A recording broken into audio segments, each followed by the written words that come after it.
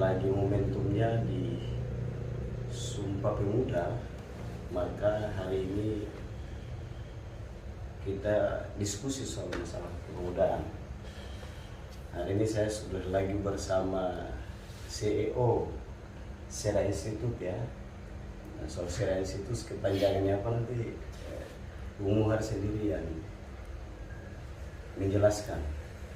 Tapi saya mau sampaikan bahwa ini catatan memang buat di Sumpah Pemuda ini. Maka biar tidak salah saya baca catatannya agar bisa teman-teman yang nonton tahu persis, mereka bisa, terutama teman-teman muda, bisa mereka menambah referensi atau minimal pengetahuan. Jadi sebelum lanjut saya baca dulu.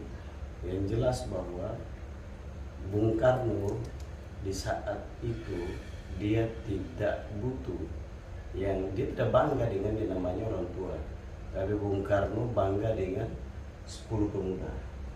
Untuk 10 pemuda yang punya kemauan untuk bagaimana membawa bangsanya, memerdekakan bangsanya, atau berjuang untuk keluar dari hantaman-hantaman Barat saat itu atau penjajah. Tapi yang jadi persoalan hari ini adalah mental inlander itu masih tumbuh subur, terutama di kalangan muda. Kenapa? Karena memang ini Sumpah Pemuda, jadi karena sorotannya kita soal pemuda, kita diskusi soal kita berdua sebenarnya diskusi kita sendiri. Jadi hari ini sekali lagi mental inlander ini masih tumbuh subur di kalangan muda. Kita cek kasusnya, kalau kita datang ke kampus, kayaknya adik-adik yang masih di kampus semester 1 lah ya sampai 3, semester awal lah ya. Abang kamu masih nggak menjajah pikiran dan tenaga kamu?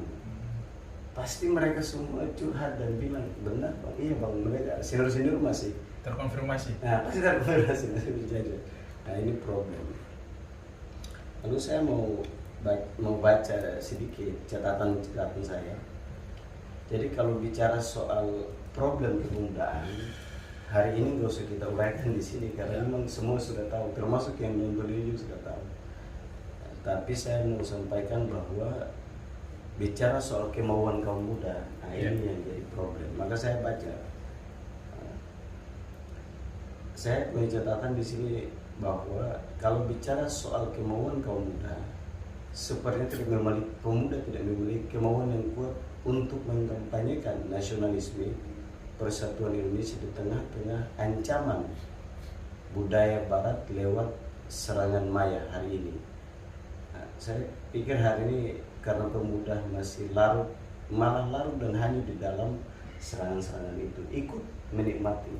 Jadi memang kalau bicara soal kemauan untuk melakukan sesuatu, untuk bagaimana melawan itu sepertinya agak sulit untuk kita mendapatkan pemuda seperti itu. Itu satu. Yang kedua adalah bicara soal kemauan lagi adalah bagaimana hari ini kita lihat pemuda yang tadi saja sih tidak bisa, apalagi mereka mau turun hidup di tengah-tengah masyarakat, turun tinggal dengan buruh, turun hidup dengan petani, nelayan, sepertinya agak sulit. Sebab hari ini mohon maaf, kebanyakan teman-teman muda lebih memilih hidup elit daripada hidup di tengah-tengah petani, nelayan, dan kaum buruh. Jadi problem yang memang hari ini di tanggal 28 Oktober 2022 ini sebagai evaluasi bersama harusnya. Lalu muncul pertanyaan ini yang akan bisa diuraikan oleh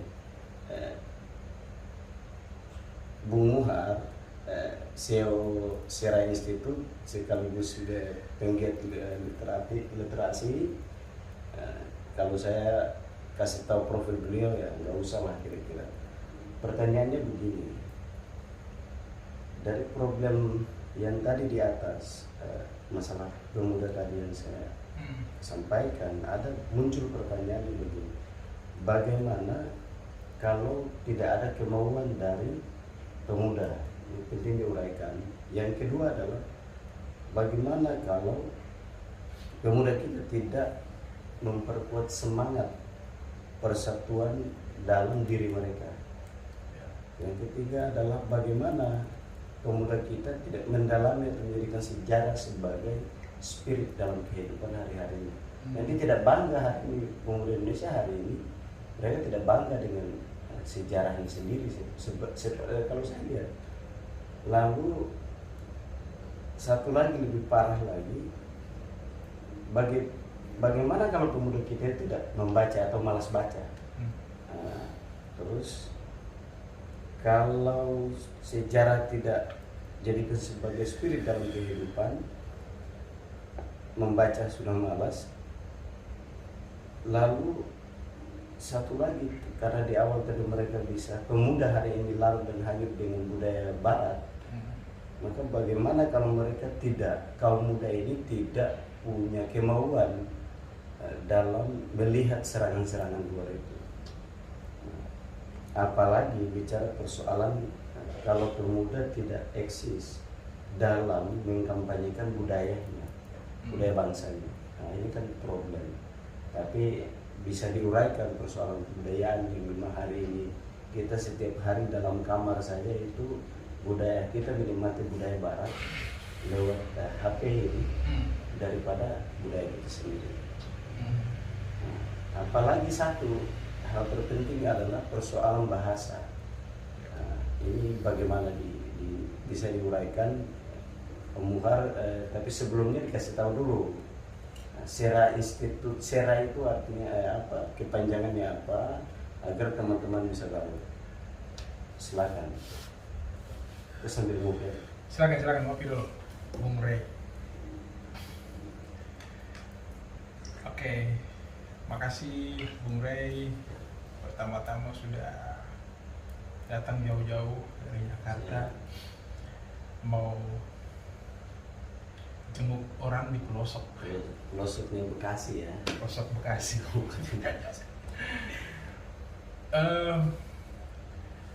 Oke, sebelumnya saya mau sampaikan sedikit profil atau kenalan singkat saya kepada teman-teman. Ini Bung Rey, sahabat baik saya, saudara saya.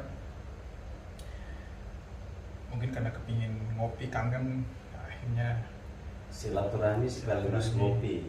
Setuju. Nah, mumpung di Sumpah Pemuda ya kita bincang-bincang kan penting. Siap.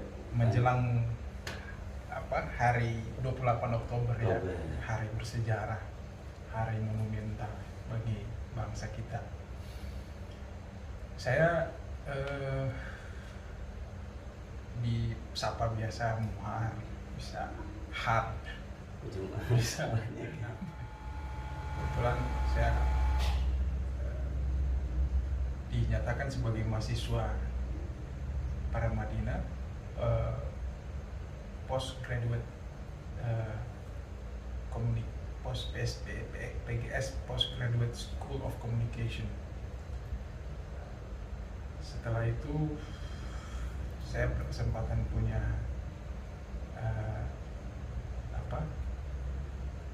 melanjutkan studi, tepatnya melanjutkan studi lagi di Universitas Indonesia sampai sekarang. Nah itu sekilas tentang saya. Sera tadi itu. Oh iya, Sera ini sebenarnya badan yang di sebuah lembaga, ya basisnya adalah masyarakat tentunya, kepemudaan juga, yang diinisiasi oleh beberapa kawan, termasuk saya, beberapa kawan yang sejak itu menempuh studi di sini. Ada yang udah selesai, udah balik mengabdi ke daerah. Dibentuk pada tahun 2019 tepatnya. Lalu misi lembaga ini adalah misi membangun kapasitas sosial, kapasitas masyarakat, membangun kesadaran literasi, masyarakat dan mendorong partisipasi publik, penelitian, riset, kajian dan lain-lain melalui penelitian, riset dan kajian. Itu basisnya. Sera sendiri kepanjangannya adalah Sinergi Nusantara. Sinergi Nusantara. Singkatnya Sera. Sera Institute. Makanya kami terinspirasi dari, tadi sudah dijelaskan sedikit, disentil sedikit oleh Bung Rey soal betapa besarnya bangsa ini dengan sejarahnya, dengan kebudayaannya, kehidupan keberagaman yang ada di bangsa ini. Nah, salah satu inspirasi memberi nama lembaga ini sebagai Sinergi Nusantara, bahwa kita tidak hidup hanya berdiri hanya dengan satu golongan, tapi dengan beragam kultur, beragam adat istiadat, agama, dan warna kulit, ras. Oleh karenanya saya berharap dapat berpartisipasi, dapat bersinergi dengan teman-teman yang lain, termasuk yang lagi nonton, termasuk teman-teman yang lagi nonton. Kita berdiskusi tentang bangsa ini, berdialog, merenung bareng tentang bangsa ini, kan lebih apik ya, lebih sejuk daripada mempertajam perbedaan. Kita lebih elok mempertemukan perbedaan itu menjadi sesuatu yang tidak bisa kita tolak, sesuatu yang rahmatullah, yang sunatullah. Beberapa hari kemarin ya, saya sempat diundang oleh teman-teman pegiat pemilu ya di Bawaslu. Itu saya diberikan porsi untuk menyampaikan tentang bagaimana mengajak pemilih pemula untuk berpartisipasi dalam pemilu. Nah, ini satu pemilih pemula ini satu satu entitas politik, satu gerbong atau kelompok politik yang memang potensial memberikan sumbangsi suaranya, terutama menentukan masa depan bangsa ini. Nah, pemilih pemula ini dikategorikan dalam usia tertentu, 17 sampai sekian, 30 tahun sekian, dan itu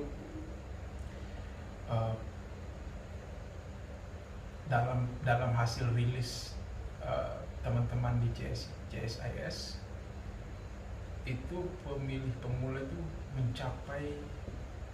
meningkat ya, intinya meningkat untuk menjadi voters pada pemilu 2024 nanti. Nah, bayangkan kalau suara mereka itu tersalurkan semua pada perhelatan pemilu nanti dan menentukan yang tepat, pilihan yang tepat, pemimpin bangsa ini. Nah, itu jadi tanggung jawab kita bersama. Saya pikir bahwa itu adalah sebuah tanggung jawab yang kita emban bersama.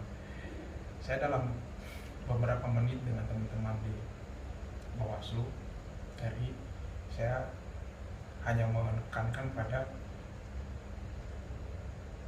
bagaimana mengulik atau menyentuh kesadaran pemuda itu untuk mempunyai energi untuk berpartisipasi. Mengajak ini kan sesuatu hal yang metodis ya, butuh metode ya, butuh cara untuk mengajak. Apalagi teman-teman pemuda, pemilih pemula terutama adalah teman-teman yang memang baru, kebanyakan, tidak semua tapi kebanyakan dari mereka adalah teman-teman mereka yang baru terlibat sebagai pemilih dalam pemilihan langsung, pemilu langsung. Itu sekilas dari anggap ini intermezzo ya, sebelum masuk pada pertanyaan yang cukup padat tadi dari Bung Rey dan banyak.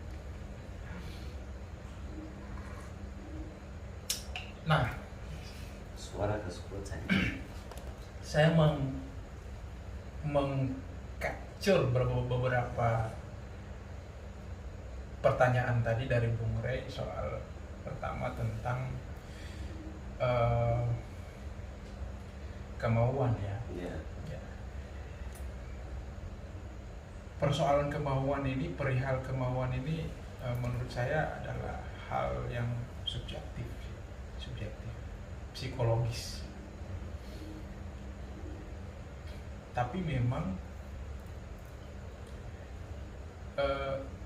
itu sesuatu hal yang perlu diuji. Keberadaan kita hari ini sebagai kelompok pemuda atau yang disebut kaum muda itu, saya sering menggunakan suka mengulangi istilah young is power. Yang muda itu adalah kekuatan. Yang is power. Muda adalah kekuatan. Bagaimana ketika kita tidak memanfaatkan kekuatan ini dengan maksimal? Dan kekuatan itu butuh didorong oleh kemauan, hal-hal yang berbasis pada kesadaran diri kita sebagai pemuda atau kaum muda itu sendiri. Nah, otomatis kita nggak bisa sendiri, Bung. Kita perlu berkolaborasi, kita perlu saling sinergi tadi. Betul, persis. Kita perlu sinergi, kita perlu saling mengajak, saling mendorong. Nah, persoalan kemauan ini mungkin tidak semua dari kita itu memiliki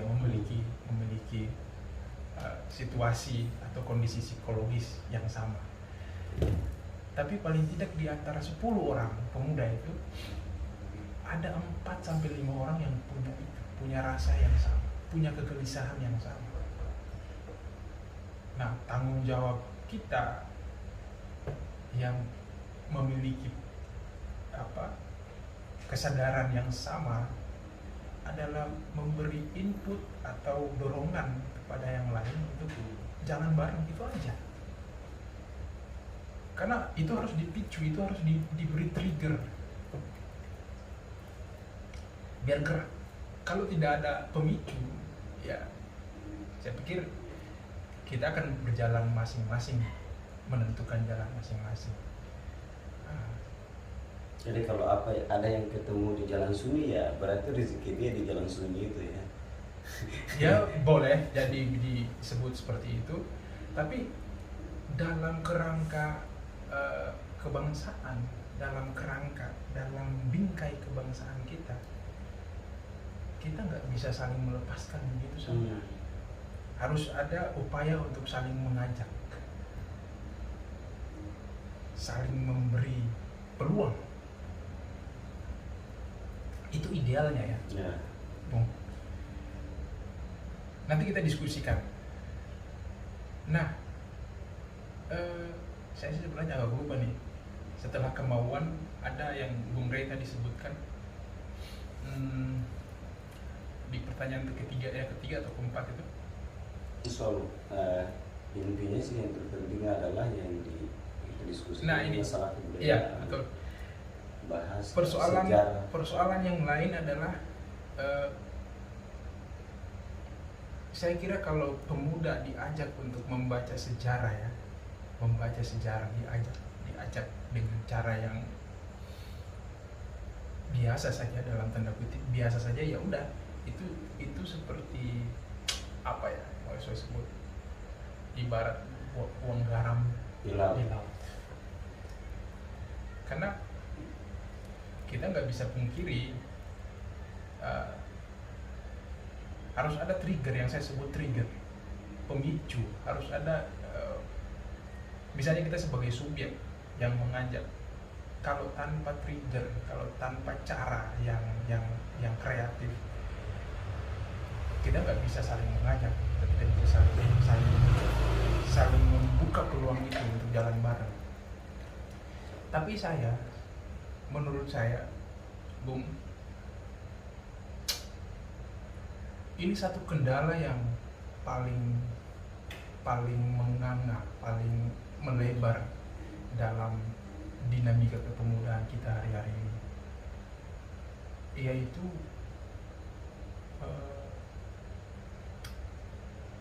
tingkat kesadaran literasi kita. Bisa dilihat berapa indeks literasi kita saat ini dibandingkan per daerah, ya, dan dibandingkan dengan jumlah tingkat literasi di dunia, kita rendah.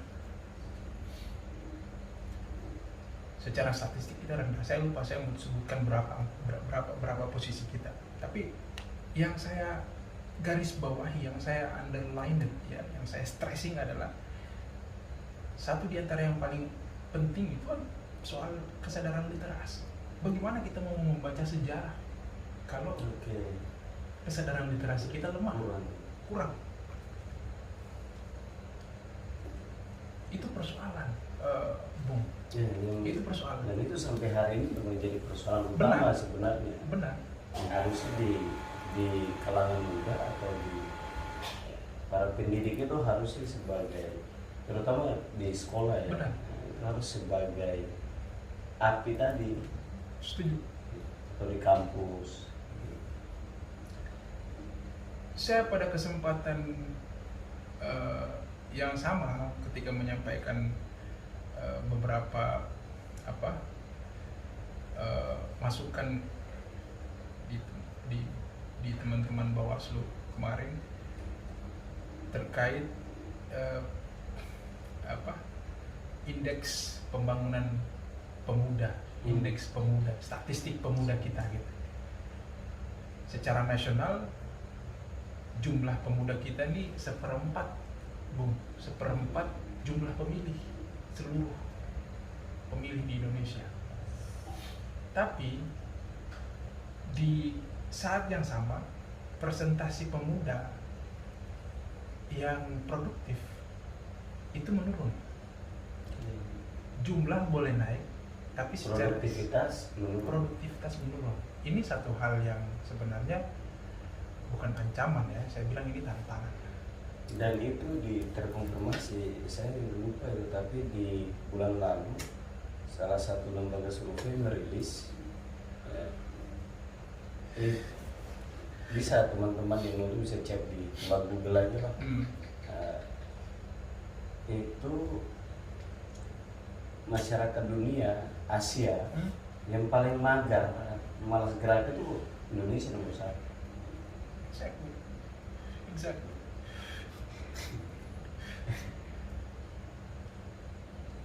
Artinya masyarakat Indonesia itu berarti pemuda sudah ada di dalam loh. 1/4 dari jumlah keseluruhan pemilih itu jumlah pemuda kita hari ini, dirilis oleh BPS ya, ini resmi ya. Nanti ini kembali dicek kembali. Nah,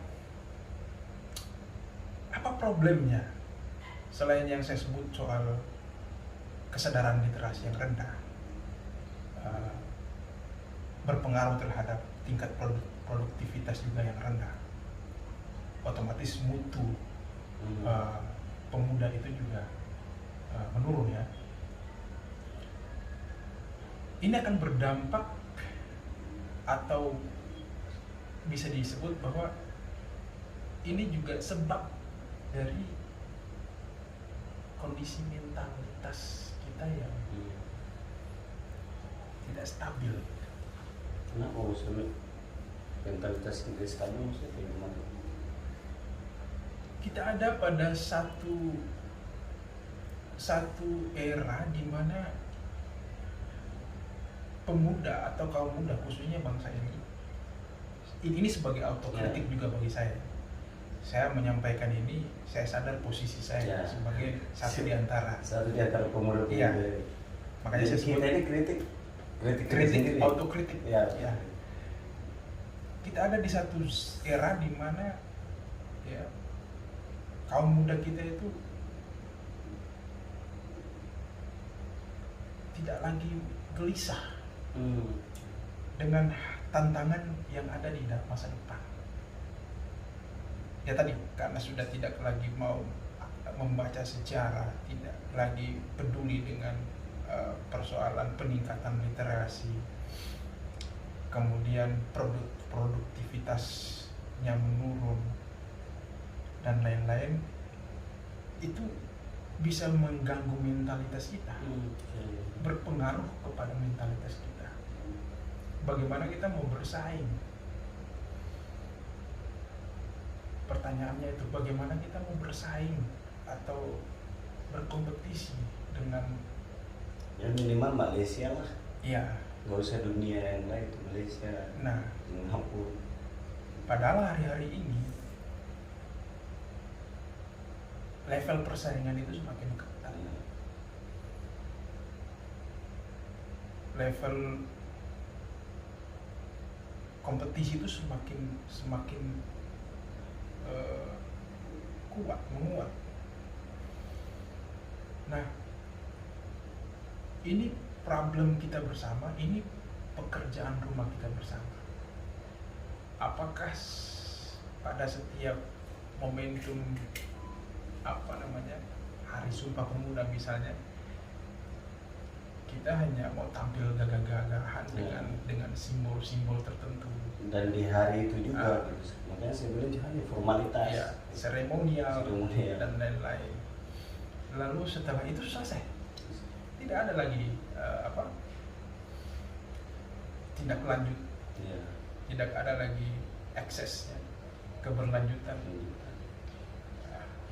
Di era medsos kita punya cara masing-masing untuk membangun citra, membangun eksistensi sebagai pemuda.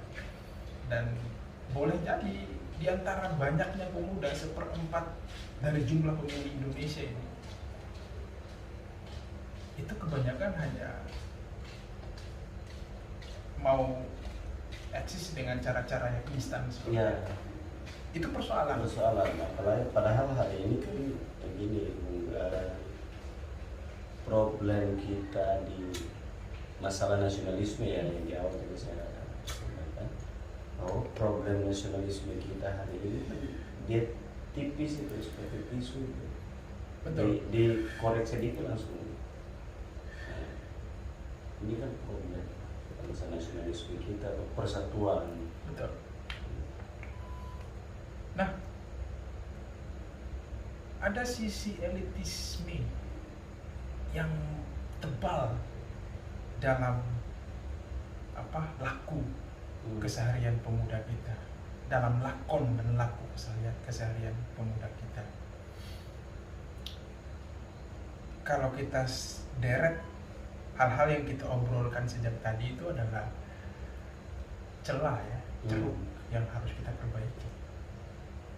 Yang saya sebutkan terakhir ya itu, ada wajah elitisasi, fashion, simbol, istilahnya, berjarak, menciptakan jarak sosial antara rakyat, masyarakat, kelompok grassroots misalnya, petani, nelayan, buruh. Jadi menciptakan menciptakan sekat lah ya. Ya, sekat. Apa bahasanya, bahasa istilah ininya, istilah ilmiahnya itu, model-model burjuasi. Nah, itu yang tidak bisa kita mungkiri, Bung. Saya tidak mengeneralisir semuanya. Tidak semua juga. Tidak semua. Tapi kebanyakan dari kita ya lebih memilih untuk tampil seperti itu. Ya, tapi nggak apa-apa. Nah, hari ini kalau mereka nggak, teman-teman muda yang nonton, kalau nggak suka komentar aja di kolom. Silakan. Kasih masukan dan komentar apa yang Silakan. bisa kita Betul. sampaikan. Itu penting, Iya. penting. Karena kalau kita tidak saling mengoreksi, Ya, nah, siapa lagi? Nah, apakah ini akan berdampak baik bagi masa depan kepemudaan kita? Saya kira belum tentu. Karena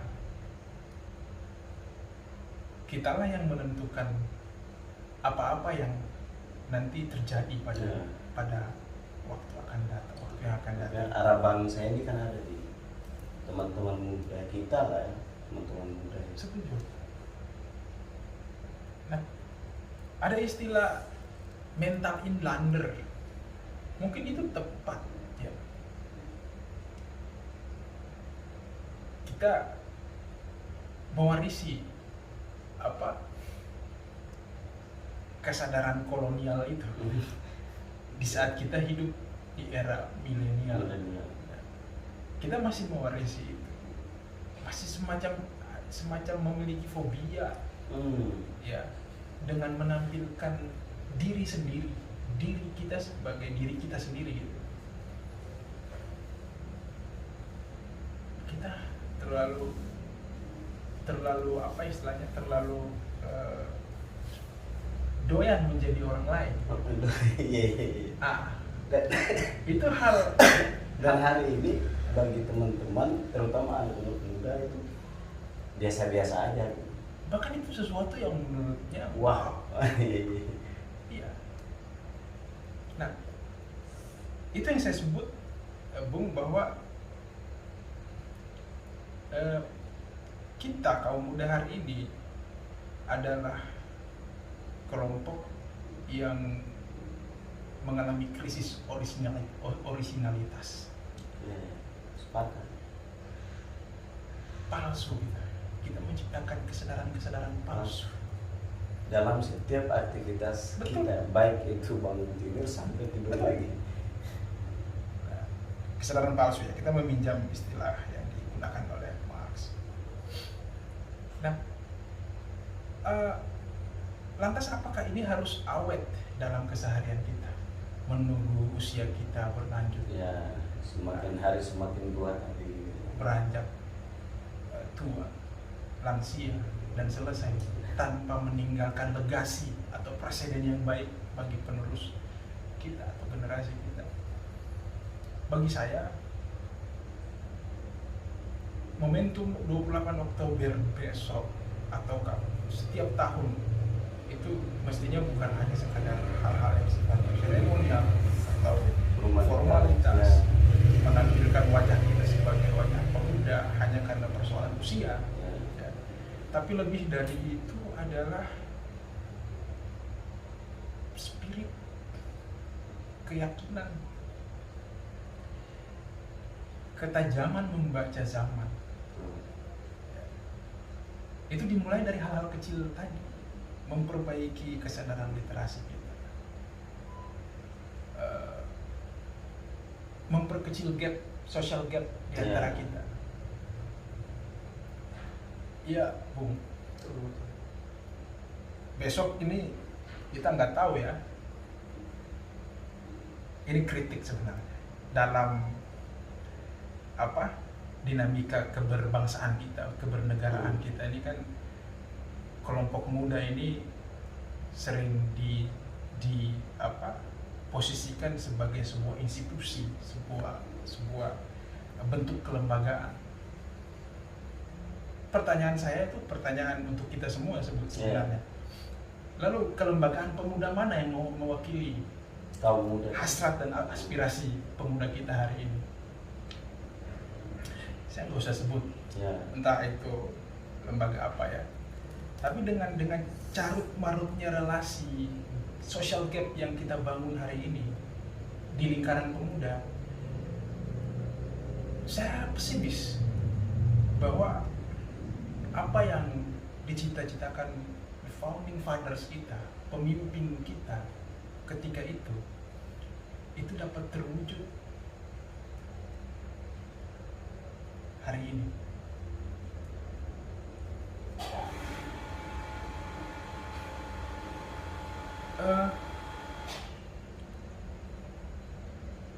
Sedikit menyoal tentang sejarah tadi, bahwa memang butuh kesadaran literasi yang mumpuni. Tapi Bung Karno itu kira-kira pernah memberi satu akronim. Jangan sekali-kali melupakan sejarah. Jas merah itu. Jas merah, akronim, kepanjangannya. Bung Karno juga seperti kita tahu bahwa dia tumbuh dan berkembang secara dinamis melalui tuntunan sang guru ya, dan guru-gurunya juga, yang kita tahu bersama bahwa dia adalah satu di antara murid sekaligus menantunya mendiang Haji Umar Hos Cokroaminoto, Haji Umar Said Cokroaminoto.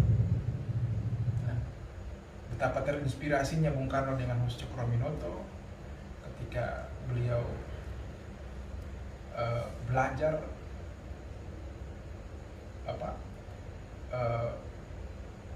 menuntut ilmu dari sang gurunya itu.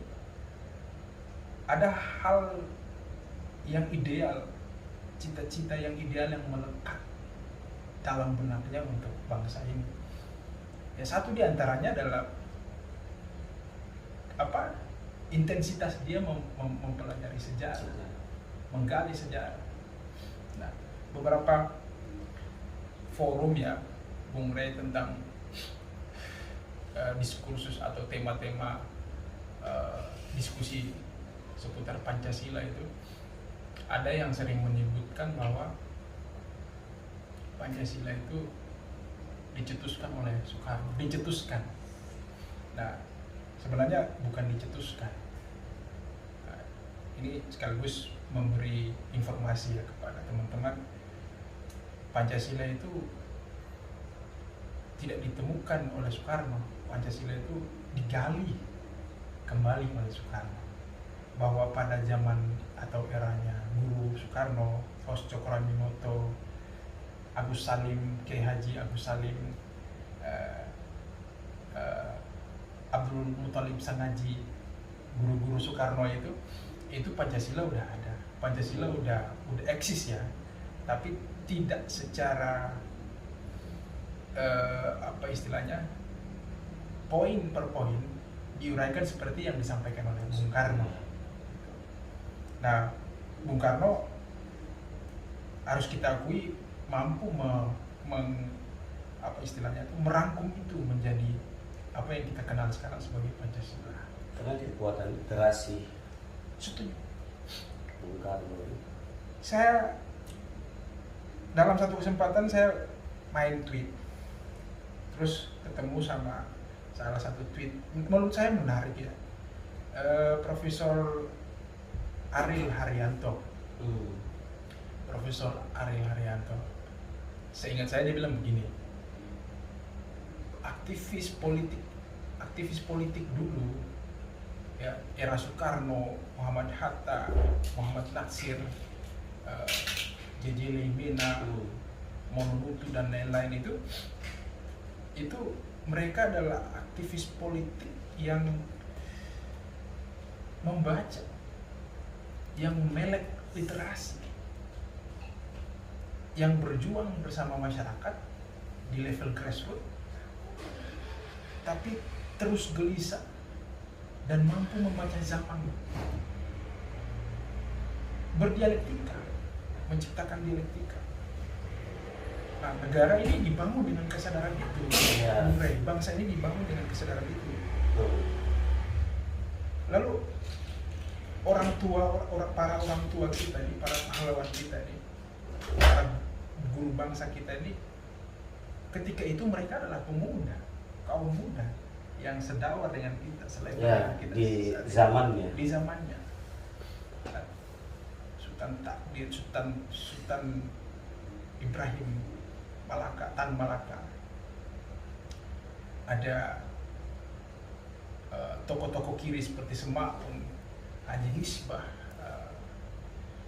Alimin dan lain-lain.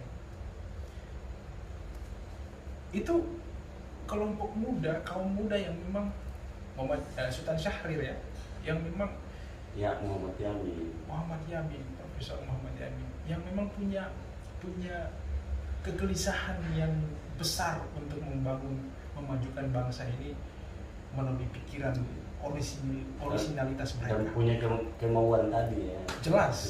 Jelas. Ketika sudah ada pada level itu, sudah pasti mereka di backup dengan kemampuan yang besar, Kemauan. Orang kalau sudah sampai pada level gelisah, ya, selalu gelisah dengan pada hal-hal yang positif ya, Bung. Itu kita sudah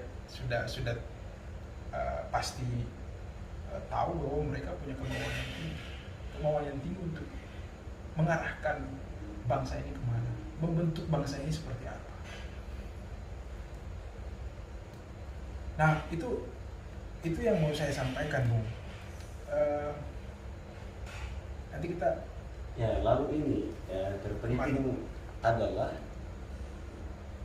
problem kebudayaan kita. Dari hari ini kan kita di kamar sampai di WC sampai di tempat tongkrongan, dimanapun kita berada, baik dari warung kopi yang levelnya 3.000 per gelas sampai 300.000 per gelas, kita diserang sebenarnya secara tidak langsung lewat dunia maya itu soal gaya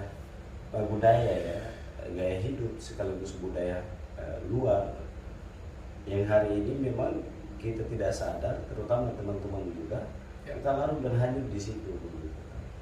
Jadi kira-kira melihat problem catatan sih sebenarnya soal di 28 Oktober ini dalam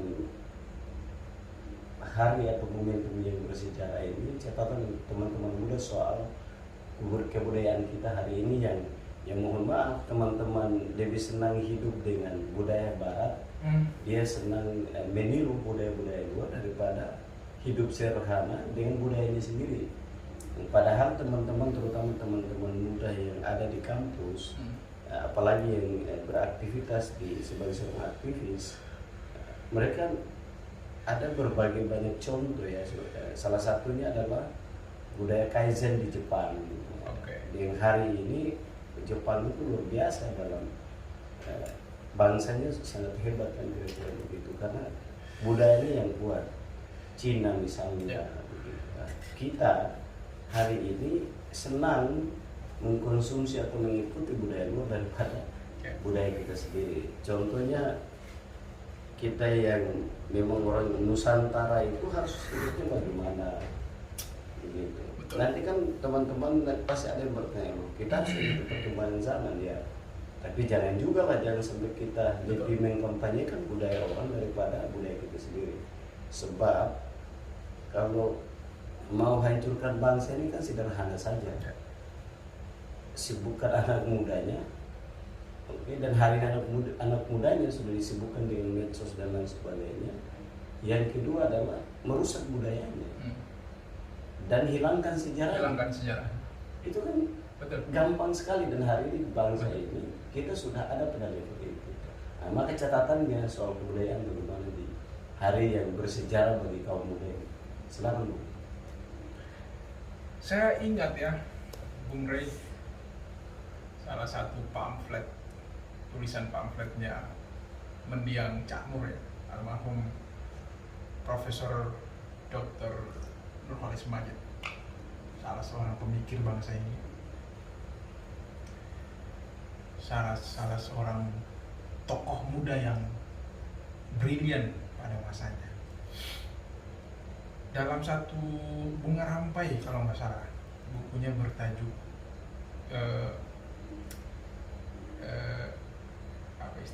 judulnya Indonesiaan dan kemodernan. Saya lupa judulnya.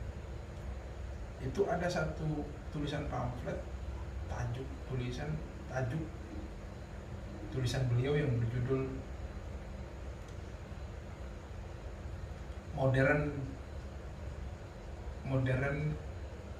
modernisme itu bukan westernisme. Modernisme bukan westernisme. Saya menangkap gelagat atau kemenjadian khususnya kaum muda kita hari ini adalah pada aspek kebarat-baratannya, itu westernisasi ini kebarat-baratan, yang agak kebarat-baratan. Sementara esensi dari kemajuan zaman, esensi dari misalnya di barat itu ada satu kemajuan monumental yang disebut Renaissance, Aufklärung atau Enlightenment, zaman keemasan. Saya membaca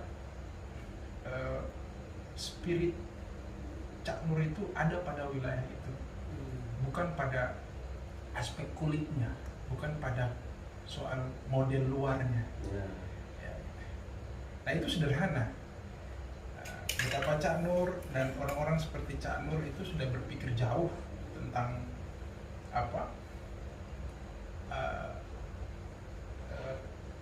kontur kebudayaan kita ini, siklus kebudayaan kita ini ke depan. Nah, dalam keseharian kita sebenarnya gini, Bung, yang menggerakkan proses kultural kita ini subjeknya adalah pemuda, sejatinya seperti itu. Karena saya memahami bahwa semua dinamika kehidupan kita berbangsa dan bernegara ini alasnya itu adalah kebudayaan. Alasnya itu adalah kebudayaan. Saya bahkan berasumsi kenapa tidak kita munculkan satu tesis bersama bahwa yang ideal atau yang sejatinya menjadi panglima itu adalah kebudayaan, bukan yang lain.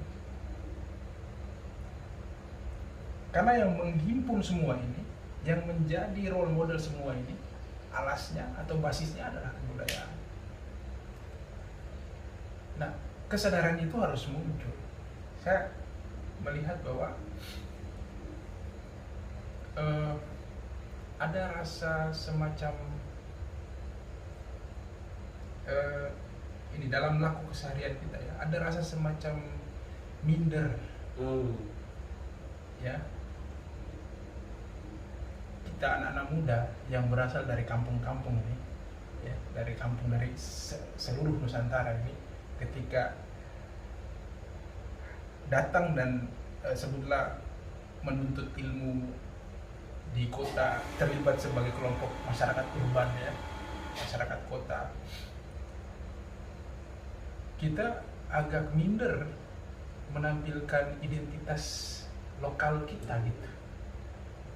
Satu yang sederhana adalah bahasa. Ya. Misalnya saya sama Bung Rey yang sama-sama dari timur. Bung Rey orang Seram, saya orang Seram. Ketika di depan umum, di depan di depan pabrik, kita agak ini segan atau agak sungkan untuk berbahasa, ya. Ya, berkomunikasi. Dengan bahasa sendiri. Itu contoh yang paling sederhana. Dan saya melihat gejala itu ada pada setiap pemuda kita hari ini. Kenapa pemuda? Karena yang kita omongin hari ini, tema besarnya adalah pemuda. Otomatis subjeknya itu harus pemuda. Nah, padahal, Bung, saya mau sebutkan bahwa bahasa nasional ini kan bahasa kesepakatan, bahasa konsensus, sifatnya politis. Dia bisa eksis atau tidak tergantung eksistensi bahasa daerah. Makanya beda ini ketika kita tulis begini, bahasa Indonesia dan bahasa di Indonesia. Bahasa Indonesia ini adalah bahasa kesepakatan, bahasa hasil konsensus kita. Berbangsa satu, bertanah air satu, berbahasa satu. Itu politis. Yang ada dalam pikiran saya itu politis. Itu kesepakatan untuk memediasi keberbedaan kita ini. Kita mengakui satu bahasa sebagai bahasa penghubung, lingua franca. Tapi tanpa kita sadari, ketika kita mengabaikan bahasa lokal kita, mother language kita, bahasa ibu kita, kita justru mencederai atau mengurangi eksistensi bahasa Indonesia itu sebagai bahasa nasional, sebagai bahasa persatuan. Saya kira itu pandangan saya. Makanya saya memahami itu sekaligus sebagai apa yang disebut Cak Nur sebagai hal-hal yang rasional, yang modern, yang kita cerap adalah esensinya, bukan tampilannya, bukan model-model luar, bukan permukaan gitu. Bukan permukaan. Sedangkan hari ini kan problem utama kita juga salah satunya, terutama di teman-teman muda ini kan, ya itu tadi agak elitis, agak jaraknya itu dengan kaum masyarakat, petani, nelayan dan buruh agak jauh. Dan tampilan luar hari ini, terutama kalau kita kalau main ke rumah atau kita main ke mall lah, nggak usah mall deh, kita keluar dari rumah ini di siang hari, kita ada di tempat keramaian, rata-rata tampilan luar, kalau kita mau cross check dengan baik dan benar, itu tampilan luar teman-teman muda tampilannya hanya cuma luaran saja gitu. Dia lebih memilih yang di luarnya, yang terlihat dengan kasat mata, dengan mata kepala daripada isinya gitu. Lalu yang menarik dan penting disampaikan, karena tadi harusnya landasan apapun itu di bangsa ini atau bangsa manapun kan harus budaya. Tapi yang jadi problem kita hari ini adalah ini banyak yang nanti akan menjadi bahan diskusi sebenarnya selanjutnya. Tapi mungkin dijelaskan sedikit bahwa dengan alasan salah satunya dari bahasa ya, bahasa kebudayaan kita itu. Tapi kita kalau buka di media sosial dan hari ini kampanye lebih yang terpenting dikampanyekan adalah persoalan ya yang lain itu dasar-dasar kamu hidup dimanapun dalam urusan apapun, agama lebih penting daripada hal yang lain. Ini bagaimana kalau kita lihat dengan alasan Bung tadi bahwa harusnya budaya, kenapa bukan agama gitu. Ini penting disampaikan agar teman-teman bisa memahami, karena jangan sampai jadi dua dasar kan, kira-kira begitu kan. Teman-teman yang nonton mungkin ini juga kan punya cara berpikir yang berbeda, atau menangkap berbeda. Kok kenapa harus budaya gitu, kenapa bukan agama kan gitu. Selalu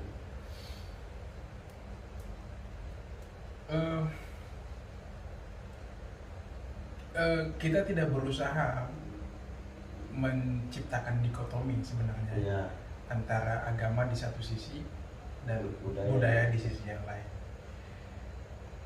Kebudayaan ini lebih dimaksudkan, lebih dimaknai sebagai sesuatu yang sifatnya universal. Nanti kalau teman-teman baca atau Bung perhatikan dalam kajian-kajian antropologi misalnya, disiplin seperti antropologi, sosiologi, ada di situ tertera bahwa agama itu masuk sebagai bagian dari ruang kebudayaan. Jadi salah satu unsur dari ruang kebudayaan termasuk bahasa. Nah, gitu. Jadi dia tidak bisa dilepas pisahkan antara agama dan budaya. Dalam keberindonesiaan kita saat ini, tentu dengan corak keragam pemikiran, kita tidak bisa menafikan bahwa ada konteks pemikiran tertentu yang sengaja mau menciptakan dikotomi, menciptakan clash atau benturan antara agama dan budaya di satu sisi. Kita dalam hal ini tidak mendiskusikan agama sebagai sesuatu yang sifatnya apa istilahnya syariat atau apa betul. Tapi kita melihat agama ini dalam wujudnya sebagai bagian dari apa yang saya sebut kebudayaan tadi, sebagai salah satu unsur kebudayaan. Nah, olehnya itu saya juga memahami agama ini berkembang dengan praktik kebudayaan yang kita jalani sebagai bangsa dari Sabang sampai Merauke saat ini. Jadi tidak ada no problem, agama tidak mestinya tidak punya masalah dengan kebudayaan. Tidak ada dikotomi di sana, tidak ada jarak di sana. Agama itu menyatu dalam budaya. Kita lihat praktik-praktik keagamaan yang ada di Nusantara ini, di timur maupun di barat, di belahan barat Nusantara ini. Ada bentuk-bentuk yang sifatnya kultural, ya, baik itu di kalangan agama Islam, Kristen maupun Hindu dan Buddha, apalagi ya, Konghucu. Nah, tampilan-tampilan permukaan itu menunjukkan sisi kebudayaan yang sangat kental. Jadi harus dipahami seperti itu. Tidak ada gap di sana, tidak ada gap antara kebudayaan dan agama itu sendiri. Itu kira-kira, Bung. Oke. Di hari yang paling mewah sebenarnya untuk kebangkitan kaum muda. Harusnya dengan kemewahan ya, hari ini flyer. Kalau kita lihat di status teman-teman muda ini mulai tadi, itu besok sore sampai 1x24 jam itu di medsos mereka, status mereka itu luar biasa dengan foto yang gagah, dengan tampilan kata-kata warna-warni kostum. Oh, luar biasa. Coraknya itu. Gua anak muda Indonesia banget. Nah, gitu. Kenapa tidak pakai baju adat? Problem. Lalu pemuda yang tidak meninggalkan identitas, yang tidak meninggalkan lokalitas. Harusnya. Atau Presiden Jokowi aja upacara 17-an pakai baju adat. Sebenarnya ya itu tadi, tidak bangga dengan budayanya sendiri. Meskipun itu hanya simbol ya. Ya, artinya sebagai presiden kan sudah menunjukkan bahwa ya kita ini begini loh. Nah, harusnya hari ini teman-teman muda, ya mohon maaf, terutama organisasi pemuda, harusnya hari ini tidak rame-rame untuk pergi ke istana merayakan atau ke taman mana untuk sama-sama merayakan Hari Sumpah Pemuda. Nah, kalau saya lebih bagusnya lewat organisasi yang sudah dilembagakan, organisasi pemuda yang mohon maaf yang hari ini kita semua sudah tahu. Cikal bakal pemudanya organisasi pemuda, tapi minimal karena mengatasnamakan pemuda, minimal kenapa sih enggak pergi merayakan Sumpah Pemuda dengan masyarakat adat di Baduy contohnya, Setuju. Iya kan? Setuju. Kenapa nggak malam ini teman-teman pemuda, besok Sumpah Pemuda, kenapa nggak pergi aja ke Baduy atau ke Kalimantan, di Kalimantan merayakan dengan masyarakat adat di Kalimantan soal Sumpah Pemuda? Ya, luar biasa kan, harusnya Ada kepekaan seperti itu. Akhirnya tidak ada gap. Tidak menciptakan gap. Itu. Pemuda tidak asing dari kebudayaan, basis kebudayaannya Iya, sendiri. sendiri. Gitu. Nah, dan alhasil daripada itu juga, contoh kita berdua nih, kalau kita seandainya hari ini Bung Muhat jadi ketua umum salah satu Organisasi pemuda, kepemudaan. saya anggotanya, saya pikir besok kita pergi ke Baduy dan kita rayakan bersama. Agenda kita bulan ini sebenarnya harus itu, mendiskusikan soal kebudayaan di masyarakat, mendiskusikan soal bagaimana keresahan buruh, bagaimana datang ke petani, masyarakat adat datang ke nelayan. Lalu setelah itu menerima aspirasi mereka, setelah itu merayakan semangat Sumpah Pemuda digaungkan di situ. Setelah itu kembali ke ibu kota, tanya pemerintah, ada masalah dengan ini, betul. Ada masalah dengan bahwa di hari Sumpah Pemuda ini kami melakukan ini dengan masyarakat ini, masyarakat adat, masyarakat petani dan nelayan dan buruh. Ini problemnya. Saya pikir kalau itu dilakukan oleh kaum muda, apalagi hari organisasi pemuda, saya pikir presiden welcome gitu. Oh, pasti presiden yang mencontohi, Gitu. Iya kan? Iya. Presiden yang memberi teladan. Makanya heran juga Bung saya melihat, mohon maaf. Presiden kan pernah muda masalah itu, ya kan? Makanya saya agak heran juga melihat cara langkah dan berpikiran teman-teman yang ada di organisasi pemuda yang mengklaim diri sebagai perwakilan dari kelompok muda. Lalu terakhir adalah dikasih catatan, mau catatan sampai 1000 nggak ada masalah begitu, kepada terutama teman-teman muda yang ada di kampus. Sebab dari kampus itulah dan di sekolah-sekolah, sebab dari situlah bisa kita mau tahu bangsa ini 10, 20 atau ke depan, jauh lagi 100 tahun ke depan kan ada di mereka. Dan kalau yang sudah selesai dari kampus kan sudah tidak lagi berpikir yang agak sedikit ori begitu, karena sudah terkontaminasi dengan hal-hal lain atau gaya inlandernya sudah mulai muncul begitu. Ini catatan buat teman-teman kita, adik-adik kita yang ada di kampus dan di sekolah-sekolah, silakan sekaligus closing statement. Saya khawatir begini Bung, khawatir bahwa justru kita bangga dengan predikat inlander kita sebagai pemuda, sebagai kaum muda. Di satu sisi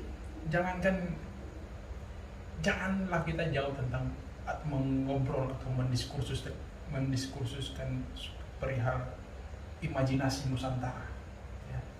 Imajinasi kenusantaraan kita, posisi kita sebagai manusia atau pemuda Nusantara saat ini. Saya merasa pesimis ketika hal-hal kecil seperti misalnya peristiwa 28 Oktober 1928, perhelatan Kongres Pemuda itu sejarahnya juga tidak dipahami benar oleh kaum muda yang merayakan itu makanya hari besar kepemudaan ini kan persoalan. Makanya tadi di awal saya bilang di awal tadi saya bilang ini tidak dijadikan, jadi Sumpah Pemuda 28 Oktober itu tidak dijadikan sebagai spirit oleh kaum muda. Akhirnya yang baru Bung bilang ini itu memang terjadi karena bukan spirit ya, tapi tampilan luar tadi yang sebatas tampilan luar itu. Rahasia umum bisa jadi rahasia umum. Silakan komentar aja.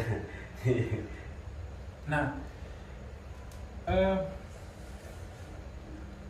sekali lagi saya mau menekankan bahwa ini kritik dan autokritik sekaligus ya, bahwa kita punya modal dasar, modal paling mendasar kita adalah kita muda.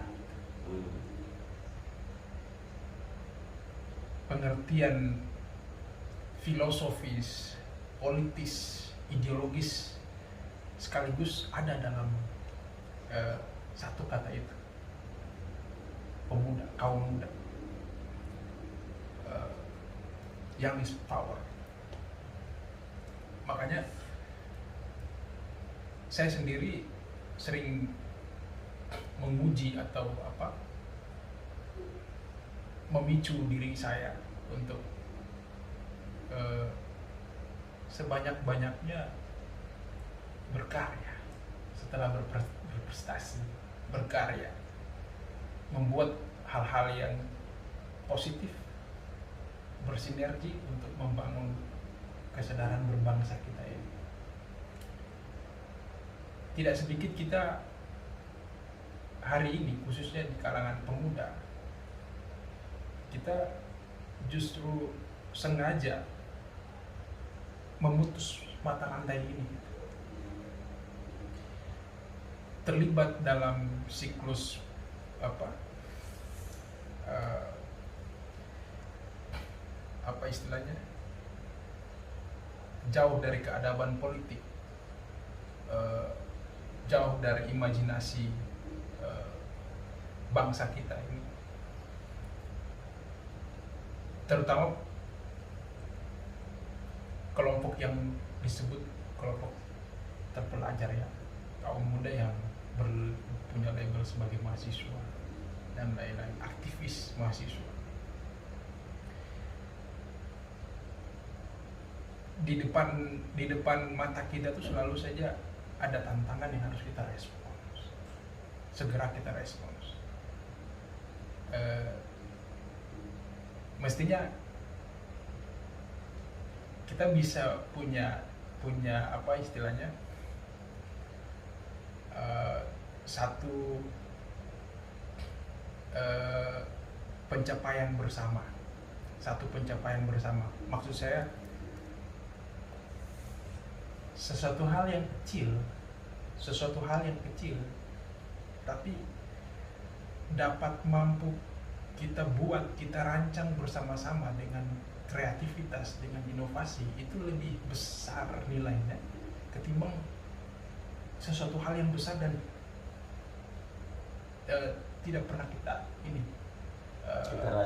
kita capai, kita buat gitu. Nah, ada satu kalimat kecil ini, Bung. Jadi saya ingat waktu itu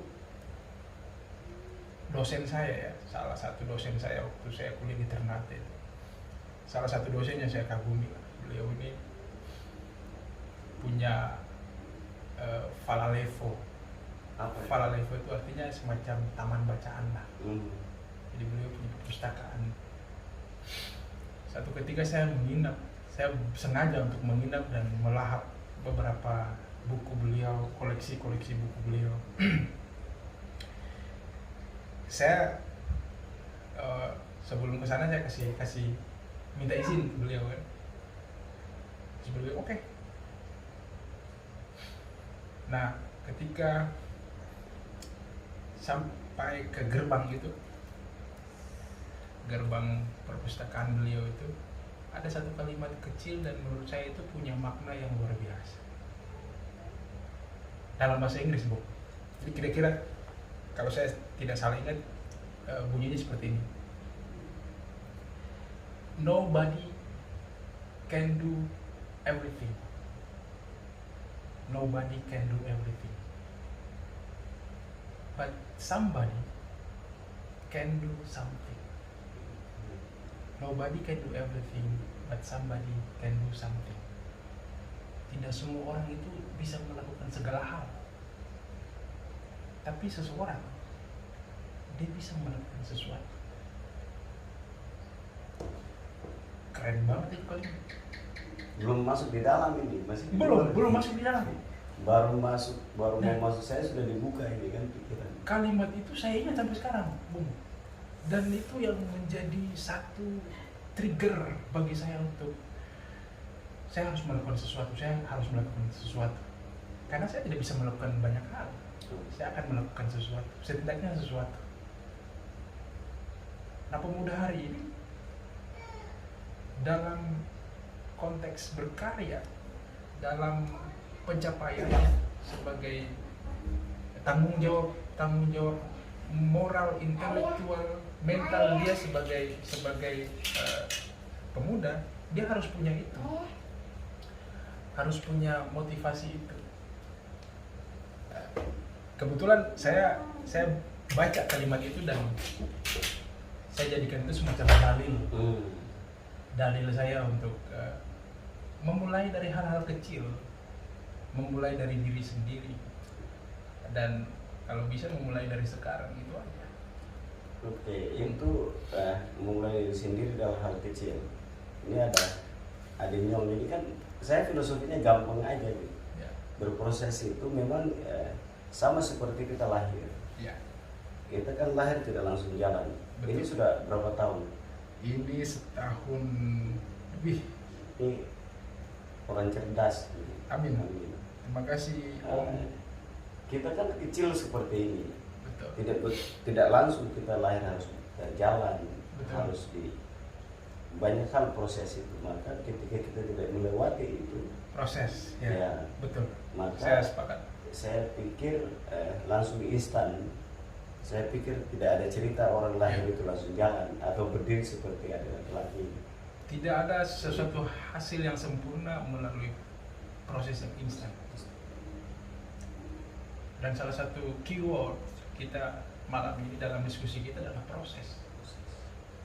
Saya melihat juga, Bung, ada kecenderungan, saya mungkin termasuk yang pernah mengalami itu, teman-teman kita kebanyakan, ya, tidak semua, kebanyakan dari kita itu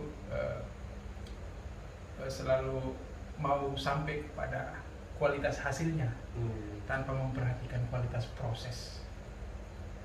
Padahal yang menentukan kita itu berkualitas atau tidak ya Proses. bergantung dari kualitas proses kita.